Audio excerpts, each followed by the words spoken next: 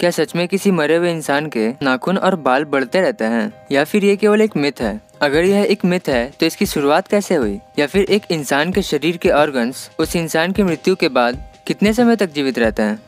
तो आज हम जानेंगे इन सभी प्रश्नों के जवाब, तो वीडियो को लास्ट तक देखिएगा। और अगर नए हो तो प्लीज सब्सक्राइब कर दीजिएगा। साइंस रिलेटेड और ऐसे कई सारे वीडियोस चैनल पर आते रहते हैं, तो सब्सक्राइब करना ना भूलिएगा। तो आते हैं अपने टॉपिक पर।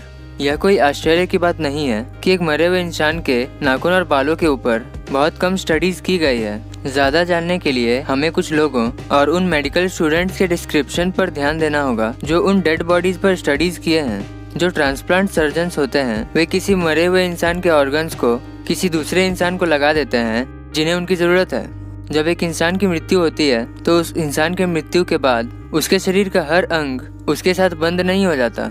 हर अंग के बंद होने का अलग अलग टाइमिंग होता है। जब दिल की धड़कन रुकती है तो दिमाग को ऑक्सीजन नहीं मिलता और हमारा दिमाग ग्लूकोज को स्टोर करके नहीं रखता है, इसलिए नर्व सेल्स 3 से 7 मिनट के अंदर मर जाता है।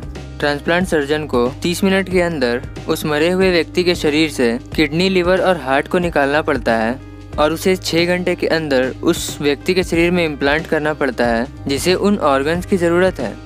अब आते हैं हमारे बाल और नाखून में। नाखून को बढ़ने के लिए नए सेल्स की ज़रूरत होती है और बिना ग्लूकोज के ऐसा नहीं हो सकता है।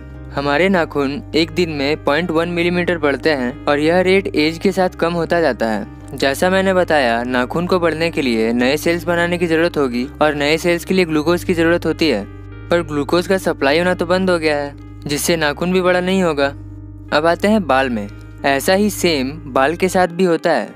हमारे बाल हेयर फॉलिकल्स से बड़े होते हैं जहाँ नए सेल्स बनते हैं और वो पुराने सेल्स को ऊपर की तरफ ढकेलता है, और इसी तरह बालों की लंबाई बढ़ती है। पर ऐसा करने के लिए बालों के रूट को एनर्जी की जरूरत होगी, पर उस व्यक्ति के डेथ के बाद एनर्जी का सप्लाई होना तो बंद हो गया है। अब एनर्जी नहीं होगा तो नए सेल्स भी नहीं बनेंगे और बाल भी बड़े नहीं होंगे।